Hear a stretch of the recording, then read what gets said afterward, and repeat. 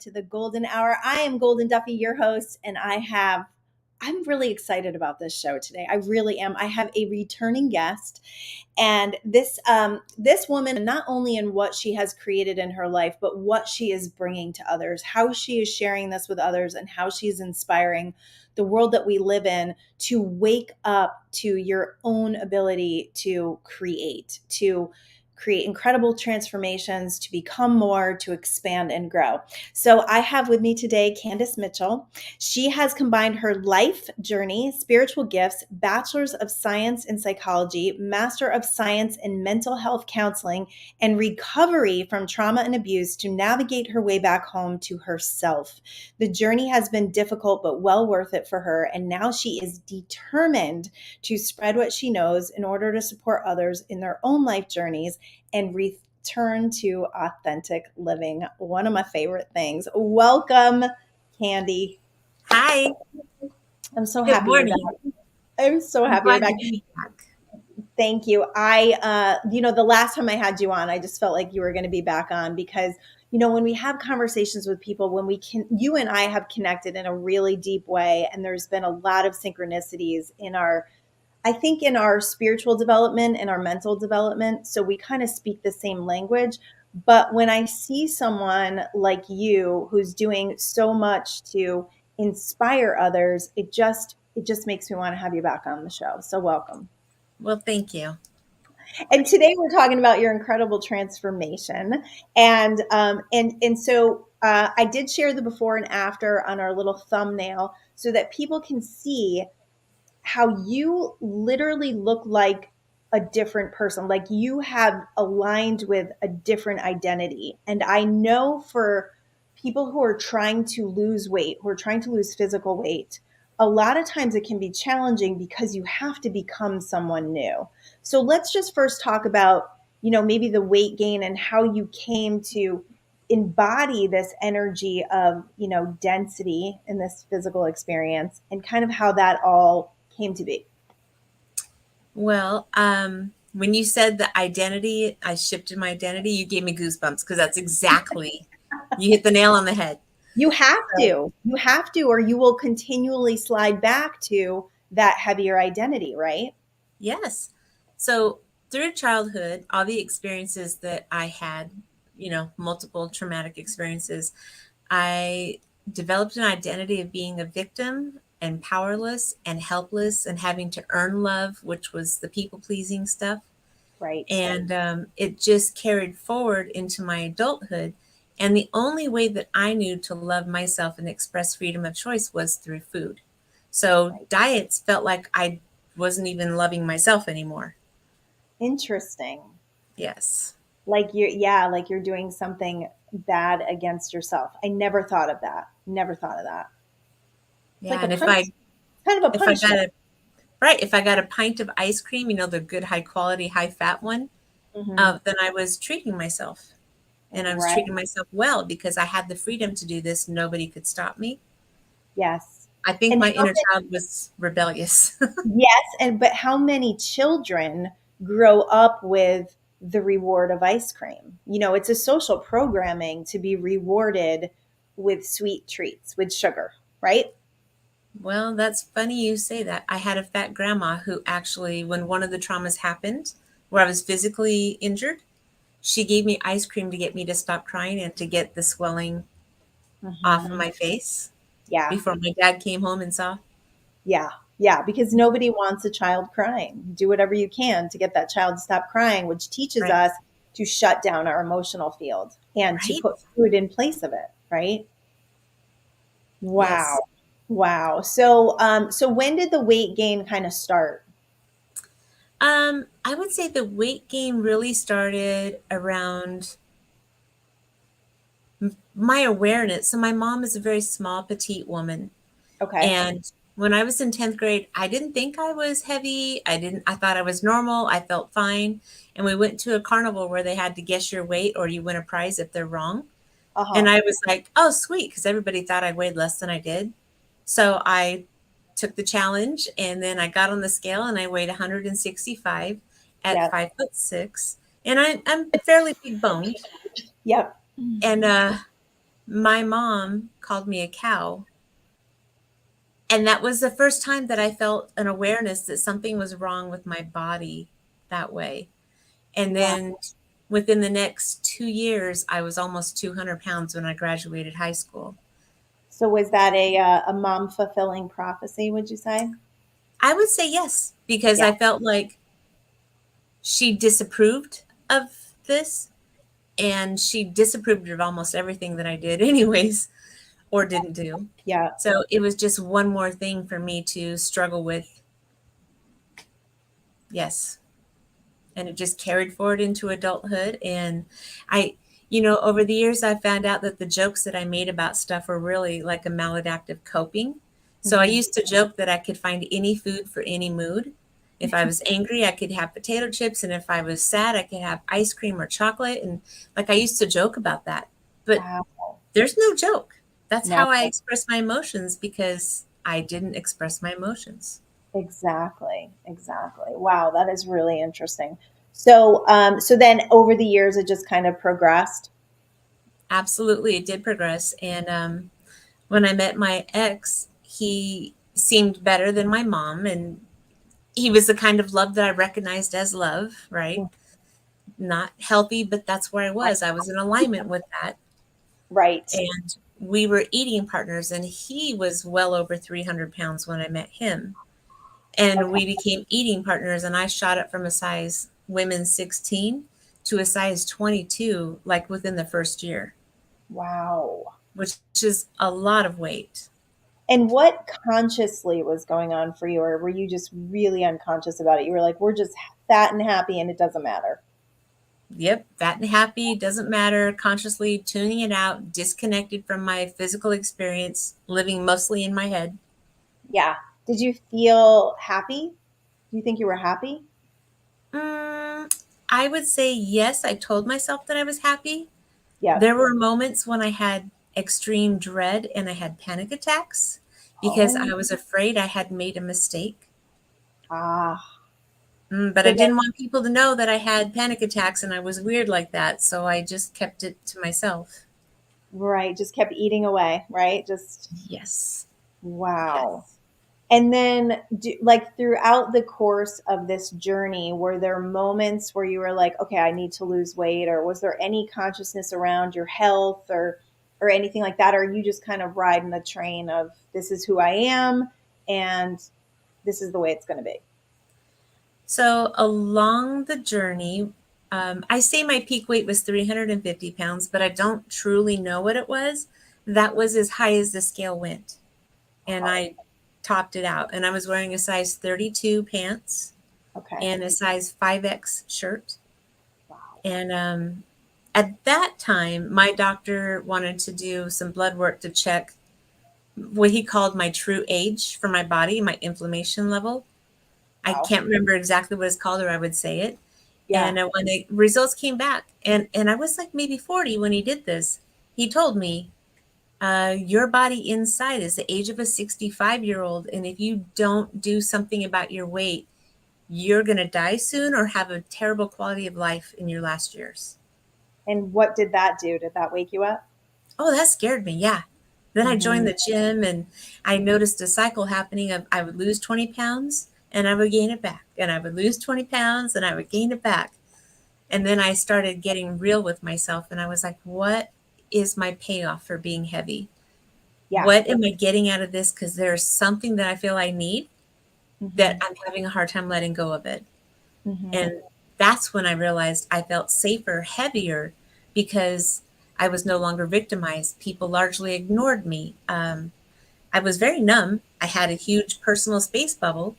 Yep. Like I kept people away. There's so many rewards. Yeah. Yeah. And I think that's a really important point for women that do kind of play with this weight and put it on and take it off and put it on. You have to go within and start doing the inner work, because if it's just a physical experience, you're going to go back to those habits because you haven't actually dealt with what's going on underneath that created the weight in the first place. Absolutely. Yeah. So what kind of advice was it? Just like a journaling type thing, or did you really, were you meditating at this point, or what really started to shake you into the wake up? Was it You know what? fear? Fear, fear definitely started it, but it Yep. wasn't strong enough to keep me there. Right. Um, I had a job in an office at a cable company, and the TV used to be on in the corner, and we used to watch Oprah, which I hated Oprah. And then this new guy, Dr. Phil, came on We TV, have and so I much was like, in common. We have so much in common. Did we and just say that? And I love Dr. Phil. I'm super into I Dr. love Phil. him now, and I love Oprah now, but at the time I was very resistant, and Ah, I didn't believe the stuff they said. Like, how was I responsible? I didn't do this, and I didn't choose that, and this happened to me. And I was so clinging to the victim identity that I yeah. resented anyone who suggested otherwise. And So Dr. Go ahead. I heard us say, I just want to put this in real quick before I forget. I heard us saying that when you try to make someone responsible before they're ready, it will feel like an attack.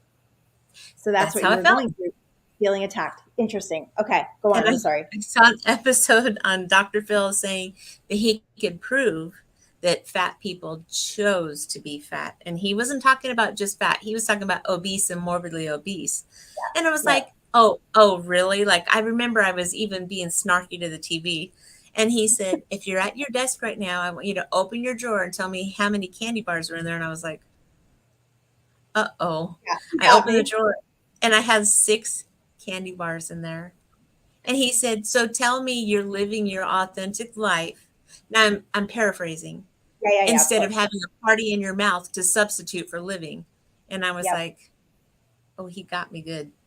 Yeah. Yeah. Leave So it to yeah, Dr. Phil to call you out on your stuff, right? right. And it was so perfect though, because I was like, I did buy those candy bars and put them in that drawer. That was me. That Yeah. was me. Wow. That is super interesting. So that started more of an awakening, I would imagine, right? Yes. And then I went to therapy for the first time. Wow. And I started speaking about the childhood traumas that I had kept secret. I had never, the big ones, never ever repeated.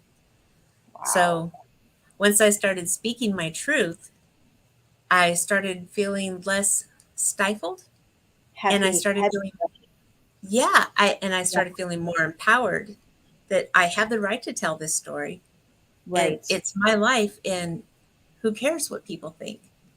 Wow. And I remember That, how bold I felt at the time, but I was still censoring, you know. right.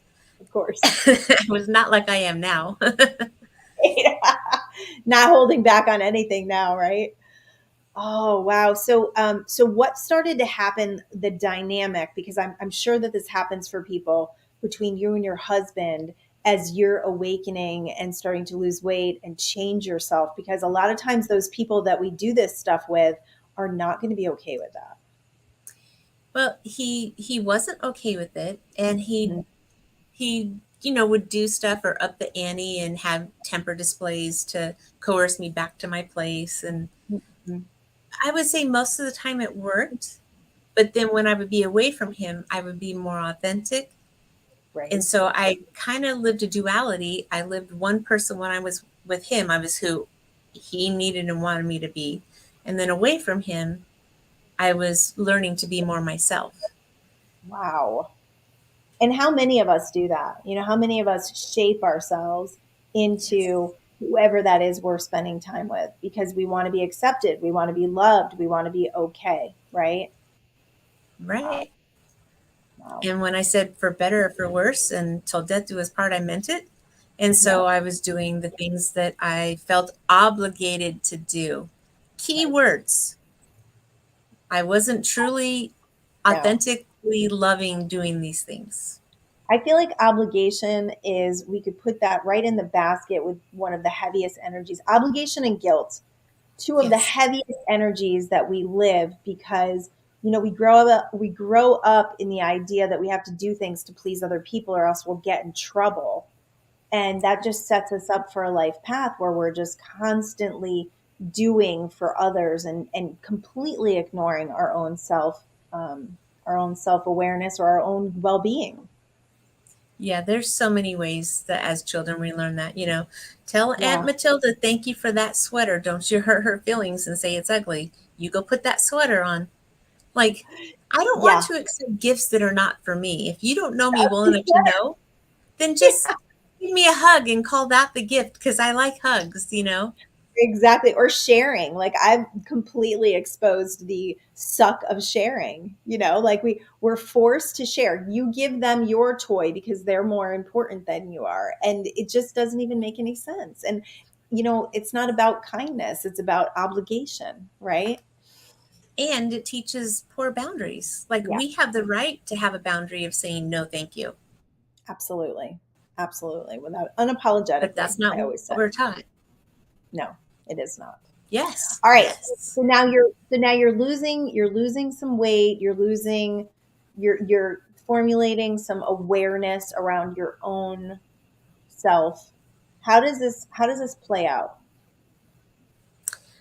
Well, fast forward to when I got my first tattoo when I was Okay. 42. It was my birthday When I present to wanted I myself. wanted That's awesome. I wanted to just touch on the fact that the before and after picture, you said you were in your early 40s during that picture. So if you guys look at the thumbnail, it's astronomical. You know what? That picture Yeah. is actually my first major step of rebellion in my marriage because Okay. I went to Europe with my dad and his wife on vacation. My husband at the time was also invited, but he was afraid to travel because control people don't usually like adventure very well. Right. And he was very angry that I was going without him. And I Mm. was like, it's the vacation of a lifetime my dad has offered us. I have to pay for airfare to Denmark and home, and that's all I had to pay for. My dad covered the other 2 weeks in Europe, Thank goodness you went. right? Yeah. So that I felt so alive and so adventurous. And that picture, I felt like that was the most me at that time that I was. Wow. And I even ditched my dad and his wife in Finland and went off on an adventure by myself through the park, watching street performers. I love it. That's great. So I had such a good time. I just felt so good with me without somebody criticizing and, just nibbling at me, as Maya Angelou says. Yeah. And when I got back, because of having that break from it and that contrast, it was so severe that it caused a snap in my awareness at a Wow. new level. Yeah. So Yeah. then I got Wow. my first tattoo for my birthday after that. And he was unhappy about that. Oh, He had all kinds of opinions and names to call me about that one. And I was like, it's my body. It's not up uh, to you. If you don't like it, you don't get one. and what did can And I ask what the tattoo said? it didn't even say anything. It was just a little moon, Okay. and with like a night sky and some stars on my Okay. leg. Yeah. That's that's the only one I got. And I even put a star for him in there, a blue one Interesting. next to a pink one for me because I wanted to include him so that he would, maybe not be so mad. Right. Ironically, I just had that star blacked out last weekend. I was going to ask you if that was if that was in the cards. No, I had it blacked out just last weekend. Oh my goodness, that's interesting. Well, good for you. Freeing up the energy field, right? So it would be many, many years still where you Yes. stayed in this relationship. Well, But I'm so I sure was the openness became more and more and more, right, as time went on. so what was happening for me is because of the inner work I was doing, and I was mostly doing it by myself. When I went to therapy, I only went to 3 sessions because my then husband became very angry and insisted I stop immediately. Yeah. But I kept doing the inner work What because was his reasoning? he said that I was changing, Okay.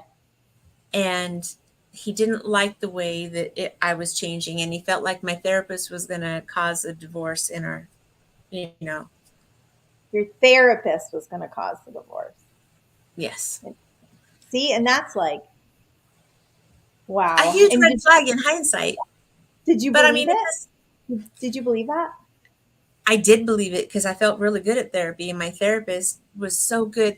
So he was also, I was lucky, even though I didn't want to see him because I wanted a female. Yep. My insurance would only pay for this list, and they were all men. And the top one, I was like, well, they all gonna suck and be men. I'll just call the top one. And he also was like an FBI forensic investigator. He could spot a lie just through body language. Wow. So for me, that was very validating because I was used to not being listened to or believed. Right. So when I told him the big trauma that had been a secret up until that, he was the first one I told. Wow. He absolutely believed me. And I was like, but it's so fantastic and sounds so dramatic. How do you believe it? And he said, I could plug my ears and just watch your body language and know you're telling the truth. Right. And it Right. was, ooh, so That's validating, that's so incredible. empowering. Yeah. Mhm. I was like, all right. So then he gave me homework and told me the things to do to keep feeling my inner power. Yep. And I just, even after I stopped therapy, I kept doing the work.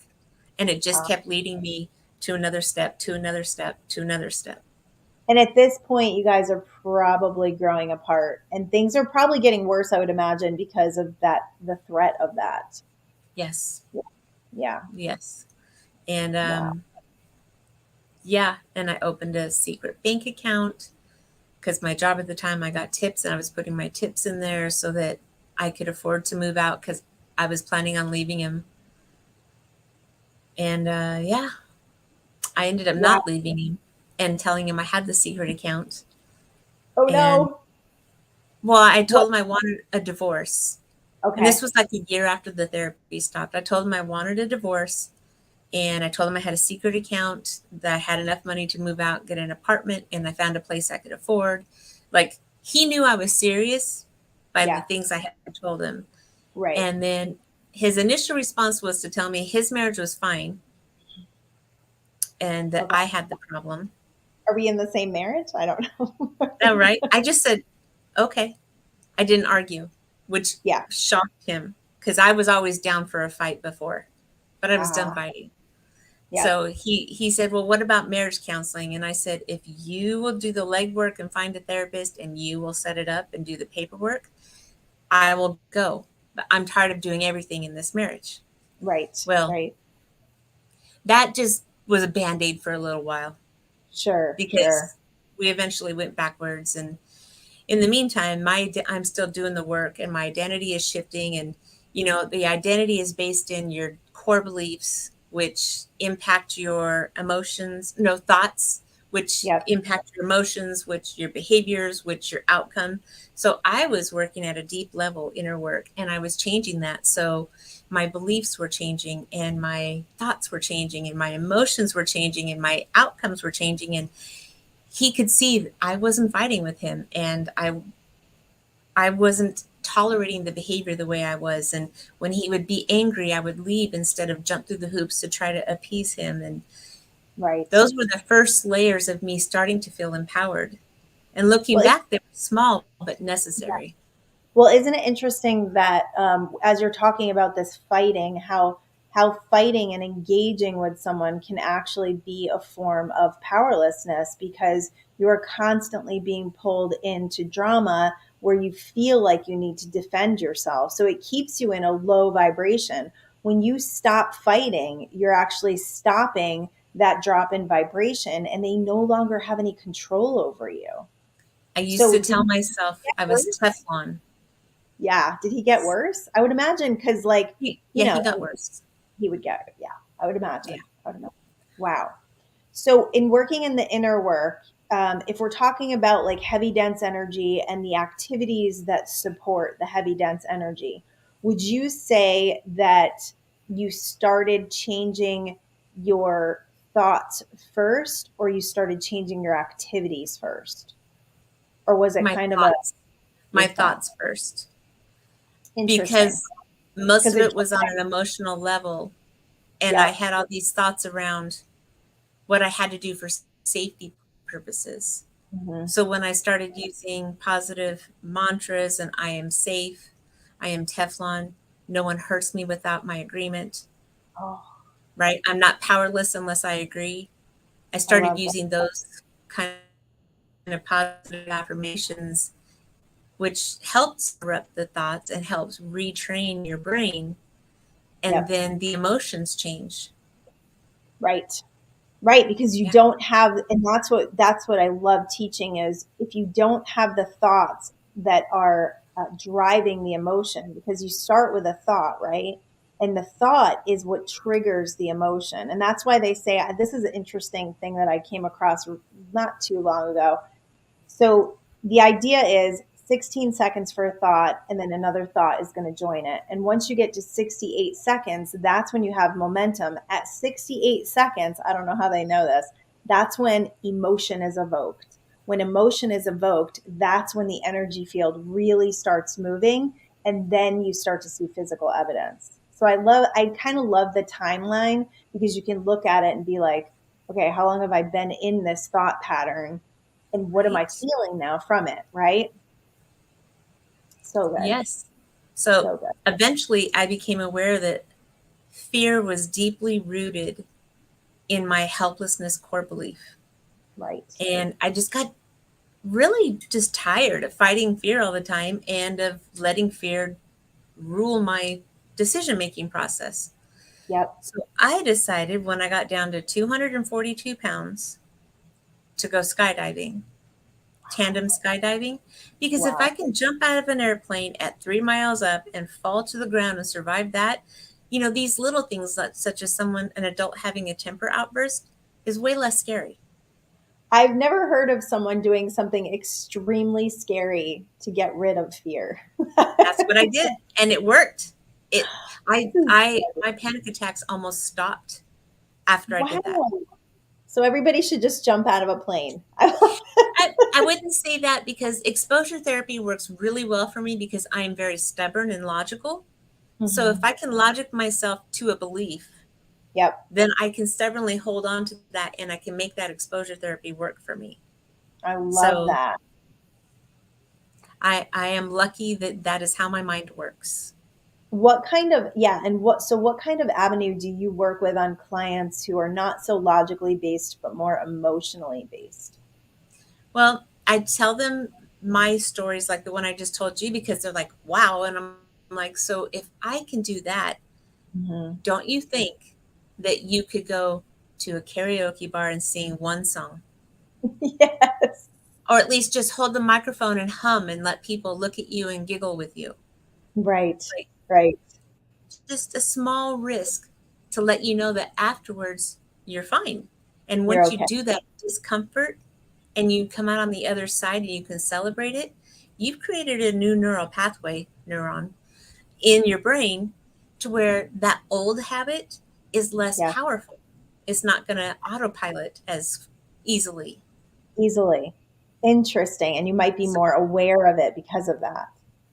so I explained the neuroscience of it and why it works. And I mean, I've even had little children who have phobia of spiders. I have a Mhm. great big fake spider Mhm. and we talk about it and I will get it out and they don't want to touch it and they're kind of freaked out. And I'm like, what if I put it upside down? Will you stomp on it? And it's exposure therapy and it changes. Like I had an Changes the autistic for kid that. that couldn't go out of the house, afraid of spiders, goes to school now, just fine. It's just, Wow. you just got to be creative with it. Yeah, I used to be terrified of spiders, like seriously terrified of spiders. And it was interesting because before our show here, I was taking a shower and there was a spider inside the shower and I lifted it up on this thing and I put it outside because I don't want to take a shower with a spider, but I don't want to kill it. And normally I would just kill it, right? But I had heard this thing. It was, and I can't remember the lady's name, but it was a book, and she was saying how spiders are divine feminine energy. So now, whenever I see a spider, I think divine feminine energy instead of something to be terrorized of. And it changed my entire feeling of spiders. So it's that See? perspective change. And I want Thoughts to talk change back your on feelings. thoughts, yeah, lead to feelings. So I want to touch back just on the idea of discomfort because I think a lot of people live their lives looking to avoid discomfort. Like for you, losing weight was not a comfortable thing to even experience. It's like, well, why would I not eat the foods that I love eating because that would be uncomfortable. So the idea that doing something that gets you out of that comfort zone, right, that creates that discomfort, could actually lead you to being a completely different person. Can you touch on that a little more? Yes. So it's a primal urge that we comfort seek because we avoid pain, right? It's a Right. survival thing. Yep. But facing discomfort and coming out on the other side successfully is where we get our resilience. That's where we get our power to claim ourselves back. Yes. So, ironically, and you didn't know this was coming, but as I lost weight and I got down to like 193 pounds and I was wearing jeans and heels and feeling all feminine and pretty, I started getting a lot of attention from men when I went in public. I was no longer invisible. And that Wow. was a discomfort I was not prepared for. Yeah. I was It's not not, prepared for that because yeah. I was Switzerland before. I was neutral. I was invisible. I was unnoticed. Yep. Yep. So how did you deal with that? Because that's I think that's a case for a lot of women, and I think it actually could be at the basis of why a lot of women put on weight, especially if they've had sexual abuse or anything in their backgrounds. I mean, we've all, I wasn't really on the Me Too thing, but honestly, we've all been the subject of male attention that was not something, especially at young ages. Like, Right. it's an uncomfortable feeling, and I wish men could do better. But how did you deal with that? Because that's a whole other land that you weren't used to. Well, so I believe everything happens for a reason. And so every new step in growth leads to a new lesson to learn to take the next step. So Yep. when I started getting that sexual attention, um, I realized that I felt scared and then I would feel angry and then I would feel scared and I would feel angry. And I realized though that I was never speaking up. I Yeah. would never I would never say, I'm Yes. sure your mom's proud of you for that way you talk to ladies. I would just never speak Yeah. up. And then I realized I was still withholding and secret keeping. Yes. So I went back to therapy, but different therapist. And I just And learned that you learned how to start using your voice. to be more assertive. Ironically, it was shortly after that I was diagnosed with the thyroid cancer. And when they Interesting. removed my thyroid and 32 lymph nodes in my neck, I gained like 78, almost 80 pounds just within months because of no thyroid. And they're messing with the medication, trying to find the right level for you. Oh, And, but I mean, I felt safe again. yep. Interesting, right? However, a lot of lessons came through that journey as well that I was also going to, contributed to my awareness in my marriage. was that 78 pounds part of your old identity trying to drag you back as well? Or was it completely medical? I would say most of it was medical, but there were moments when I would say, you know what? Eff it. I'm going to eat cupcakes. I could die anyways. You know what Right. I mean? Like, I'm Right. such a victim. Why should I take care of myself? Ah, wow. It's So so there was, interesting. People can go the opposite direction, right? yes. Wow. That is really interesting. So, So yeah. then so then what happened? So you had the thyroid cancer, you went through all of that, then you're at 78 pounds feeling like a victim again. How'd you shift out of that? Therapy? I didn't do therapy. I went back to the basics and I started doing the inner work again at that deeper level. And I Yep. wanted to know what I was getting out of it this time. And I realized that I was avoiding confronting truth with myself, that Mhm. I self lied. And because I self lied, it disconnected my ability to have trust and confidence in myself. Mhm. And without that whole integral feeling, Yep. there was just this chronic anxiety, and I was always eating to calm myself. Mm. And I was like, okay, it's time to get real. And then I started journaling and I started doing the big shadow work. And as the layers of delusional optimism was slipping away, or I should say, I was forcing them away, I became aware that – I knew all this time my husband didn't love me. Ah, That's a right? bit, that's a big one. That's a big belief because here you, like you said before, you signed up for till death do us part, right? And now you're facing a reality that is connected to that not being true, that thing that you promised not being true. Yes. That's huge. That's huge. It was So, huge. so where did that lead you to? Well, I would like to say that I was brilliant and shining and courageous, but no. I just enrolled in a master's program and got a second job, and we were fostering children, and so I was busy. I didn't have Yeah, time for any problems. So, grad school, 2 jobs, yeah, 4 foster kids. I was busy until I wasn't. Once I graduated and I was working one job and we just had the one child we adopted, there was a lot less distractions, and that's when I took a cold hard look at everything and I realized this is not the life I want, yet this is the life I created right. with the choices I made to avoid the difficult things. So now you're taking full responsibility. Yep. And so And go ahead. how many people do this? Like they go, okay, there's a hard truth there and it's going to like completely dismantle my entire life. So I'll just go over here and get super busy so I don't have to pay attention to it. I think it's common. I think It's it's really common common. Yeah.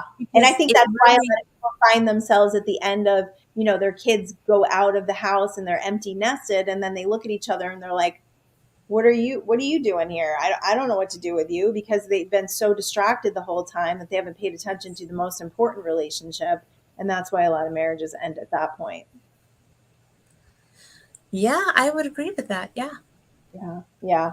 I'm just going to put your link up real quick for this is how people can get in touch with you because I think you are brilliant. I actually did a little mini session with you recently on my inner child stuff that blew my mind and made me want to refer everyone to you because you are brilliant.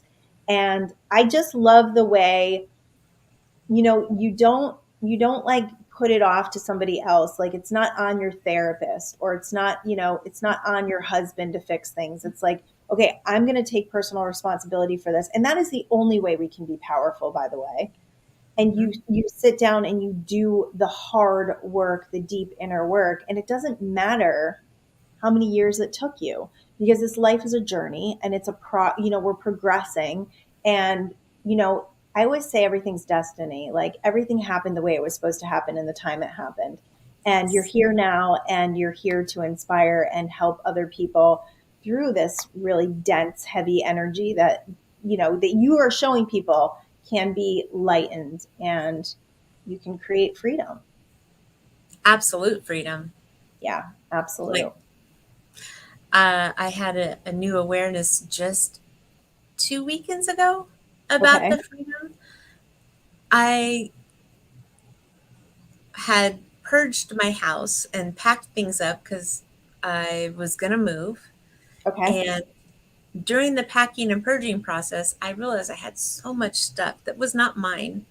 And I Oh. would look at so much stuff and I would think, that's not even my habit, but I've adopted it from him.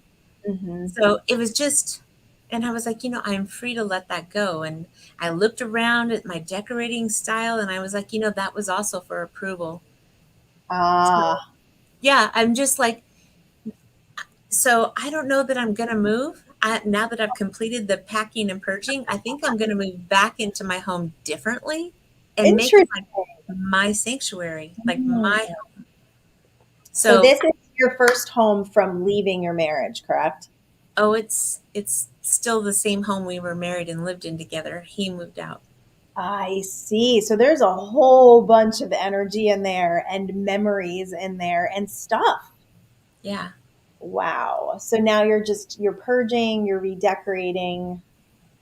I love it. Well, I'm going to start with repairing because I have Okay. doors with holes and stuff.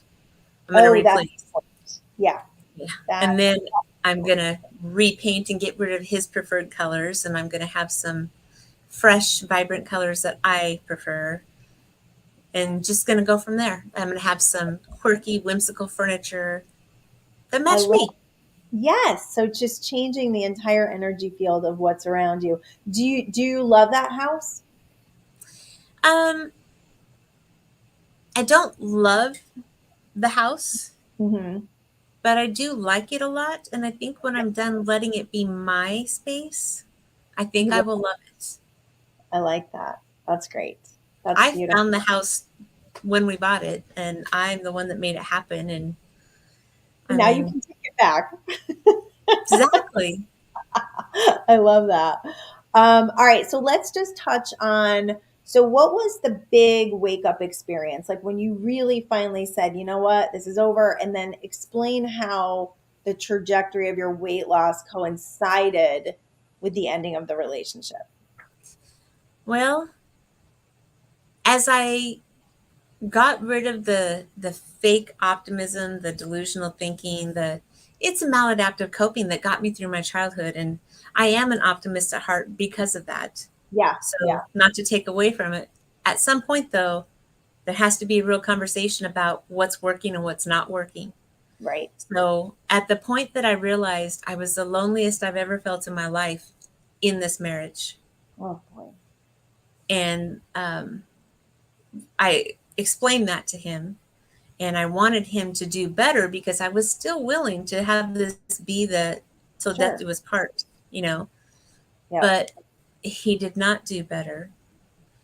And so at that point, I realized I had a choice that had nothing to do with him. Either I Right. could choose me or I could choose this marriage, but I wasn't going to have both. Mm-mm. No. So I chose me and I chose my values and my truth. And I just started speaking up. And he got really uncomfortable with that. And it Hmm. was really uncomfortable for me. Like I would break out in a sweat, but I would meditate and I would picture myself, I'm the phoenix. I am That's going to love my life or burn it down and rebuild it and love my life. Either way, I'm going to love my life. I love it. So, That's good. That's a good vision, like a good vision for just getting through something like that. And at and any point, he never joined you like on your weight loss thing or anything. It was just like you were alone in all of that. um, he actually would try to love me with food that was not what I, So wanted sabotage. to be eating. Mhm. But he would, and then he would like be all rejected if I didn't eat it. And like there was a lot of manipulation and emotional stuff in there. Yep. However, it really gave me a lot of excellent practice in choosing me again and choosing me again and sticking by Mhm. my values and boundaries. And, you know, Interesting. it, he, he really was a good catalyst for me. He Yes. gave me so much good practice because I cared immensely about what he thought of me. And Hmm. so he was my toughest teacher. Right. Yeah. And I think because I can be so stubborn, I think he was the perfect teacher because he made it impossible for me to keep betraying myself. Right. So it had to be really, really intense. They say the root word of tormentor is mentor. I always think about that. Mm, Yeah. And I love the way you always shift perspective because instead of wrapping a whole bunch of like junk around that relationship, now you look at it and you're like, God, that was my catalyst to becoming more, to expanding, to doing my work in the world. yes. Yeah. That's good But stuff. those jokes came in again. I used to joke that he was my cocoon that was going to make my butterfly wings stronger so I could fly. Right. Not Right. really a joke. No, no. So when you told him, so at this point, where's your weight loss journey? Um, I am back up to 279 pounds at this point. Okay. And you're And just, that would be last January, February of 22. That wow, would that was be, so yeah. long ago. So you're just miserable at this point and you're still using food And to I'm just, recognizing it because I've been yeah, here, done that. And I recognize I'm going backwards instead of forward. which is a horrible place to be when you are looking at yourself and going, I know better than this, but you're still doing the same things. Like that's the definition of insanity. It's like Yes. doing the same thing over and over again and just, oh, that's so frustrating. So what got you out of that? Um, I started journaling again, and I think my journal prompt was, so this is my point A. What's Okay. my point B? Love And that. I just like, okay, and I started with the weight is point A, and what's my point B? And as I was writing out my point B, I realized I saw myself living alone. Oh, I okay. didn't see myself married, and I realized my subconscious mind has been telling me for a very long time, and I've been stuffing it down Yep. and ignoring it. And Because it's so hard. So hard, especially after being married for so long. That's just it's a giant leap, a giant challenge. yeah, Yeah. and and I channel music sometimes, Hmm. and the song "Big Girls Don't Cry" Oh, came in, and I was like, that oh, freaking and I song. don't cry because I Yeah. used to joke you could cut my leg off and I wouldn't cry. Big cry. Oh my goodness. Wow. So I was like, oh, I'm so disconnected from my emotions. I Hmm. betray myself easily because I don't even check in. Right. I got back into that habit of ignoring my needs. Right. And so I just decided to stop, and I took a vow right then at the end of that journal writing that I will never knowingly betray myself again, that I Wow. will choose me first every time, and I will only have a partner who chooses himself first so that Right. together we can create something magnificent Yep. instead of being less than for each other, because that's Yep. not magnificent, right? No, no, coming together as whole individuals Yes. is what really creates a whole relationship, right? And I was still open to that being him if he would have gone to therapy and done the things. I But that just never, was not open to being treated the way I was treated by him or myself. right, right. And I actually spoke up for the boundary of this isn't happening anymore. And da da da da da. And this is what my needs are. And you can meet them or we can part ways. There's a million women that would love to be codependent with you. Oh, wow. I am not the one for you at this point. We are very different people. Wow. And what did he say to that? Um, he agreed with me that we were very different people, but Hmm. he thought the problem was just me. Right. And I was like, well, that's fine. You can be me. That's fine. Yeah. You have Yeah. your expectations, and I grew past those expectations and no longer felt obligated to meet them. So, yeah, Right. you can blame me. It doesn't change the outcome, though. Right. Right. So, and then there were a couple of things he did to try to get me back in my place that were the absolute breaking point Deal that I breakers. was done. Yeah. Yeah. So I I borrowed money from my dad and I got a divorce attorney and I let him know he was going to be served divorce papers the following day. And he said, okay. And then he said, by the way, I've cheated on you 11 years ago and I've been cheating occasionally since Oh, with prostitutes. And I was like, oh, okay. wow. And I think he did it just to hurt me. He told Yeah. me that. Salt in the wound. Yep. Yep. And it did hurt. It did. I mean, I woke up the next day with fever blisters, Yep. But I want to say through that process, I realized like I knew the whole time that he wasn't right for me. And Hmm. it instead of it being something that completely ruined, there was still the underlining like validation of my subconscious and intuition, like trying to tell me all these years. Yeah. And I just was burying it, Yep. I And was if you're compensating. if you're watching energy, right? It's like the energy telling you, yes, you did the right thing. Yes, you need to keep going because you're spot on it now. You got to keep going. So, the energy will always tell us, right?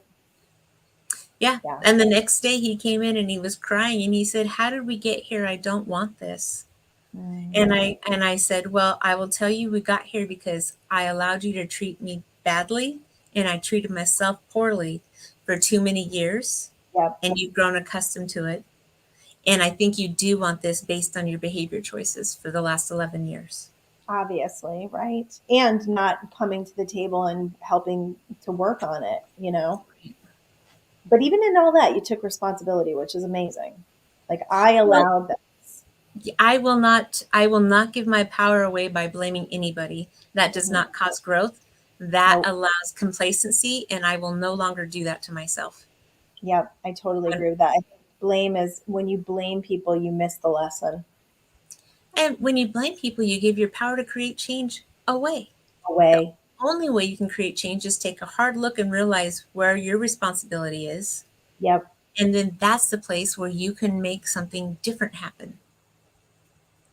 Like So it true. is the That is seat of so true. power. Yes. Uncomfortable. However, discomfort causes growth. So Yeah. let's celebrate that. Absolutely. I am just so blown away. So then the wait, just we only have like 2 minutes or 3 minutes. No, we have a few minutes. I'm going to just put up your TikTok here so people can follow you on TikTok. You got some cool, you're sharing some cool stuff on there. So after it's all said and done, the weight just pours off. Is that right? Yes. So the weight just started falling off easily because I Hmm. was working on healing my nervous system, which the last episode we did, there's some exercises there. Love that. Go back and watch that. It's like one of my favorite things to talk about. And as I was doing that, a lot of cravings went away. And as I would journal and meditate and get in touch with my emotions, a lot of the coping food habits went away. I went through my house and got rid of everything I don't eat that was there for other people. Yep. And, just 2 days ago, I opened my no, maybe 3 days ago, opened my refrigerator doors and I looked in there and I just felt such a sense of joy because everything in there is healthy. It's all mine. It's exactly what I want. There's no compromises for anybody. It's all Right. whole food. I Yep. prepare all of my meals. I don't eat out. Like, I I mean, love I that. might eat at a restaurant, have meat and vegetables, but I just don't eat processed foods. I eat very clean. It's just, I don't know. It was such a good feeling. I feel like I'm finally home again. Like, Yeah. Oh. yes, like I got me. And do you indulge sometimes? When I indulge, Mm. it's different. Hmm. Like, I will eat a bowl of fresh strawberries and I will get the organic ones because they're so much sweeter. Hmm. That is indulging Interesting. So it's totally because, different. and I'm treating myself well and I savor every bite. And I'm like on purpose, like I'll take a bite and be like, oh, this is so good, you know? So good. I'm so in love with fruit, but I find it really interesting that, and it's one of the programmings that we, need to really help people to release is just this idea of celebration through substances and foods that are not good for us. It's like, I mean, my family, it was like every holiday, every birthday, every funeral. I mean, everything we're doing is centered around unhealthy foods and alcohol. And it's like it's a deep, deep, deep programming within us that food is our way of celebration, and food, and not good healthy foods, not the fruits and the vegetables. It's more of just like all the junk food. What do we do when we go to birthday party? We eat birthday cake and we eat pizza, and it's like all of those things don't lead us to our happiest and healthiest. And I'm not saying that we stay away from those foods totally, but once you start to lighten your energy field, and once you start coming into this new awareness of me, of what's good for me, a strawberry will taste better than a piece of chocolate cake. It's amazing. Yes. Amazing. And I think people want you to eat the bad food with them because it normalizes their unhealthy choices. Then they don't have to feel uncomfortable. Same with However, alcohol. if you Same with hold your alcohol. boundary Yep. and you don't do it, they Yep. get to sit with that discomfort and have a new experience of evaluating what they're doing and how they're feeling. So, comforting people can actually be stealing Yeah. an opportunity. Yeah. Like, it's okay to hold your boundaries and just say no, thank you. It's Oh, I more than love okay. I love that. It's okay for them to be a little bit uncomfortable with your choices. Yes. Yes. And that's living life unapologetically. Yes. So thank you so much. Oh my God. I feel like we need to do a series here. This is so good. But thank you for being with me again, Candy. This was absolutely amazing. And you guys can all get her at her email address below and just connect with Candy on TikTok and just have this woman in your field. I think you're incredible. Thank you. And I think you are incredible as well. Thank you for sharing. This was so much fun. And thank you all for listening. We just absolutely love sharing these amazing stories that will impact the world that we live in. Thanks, Candy. Bye. Bye.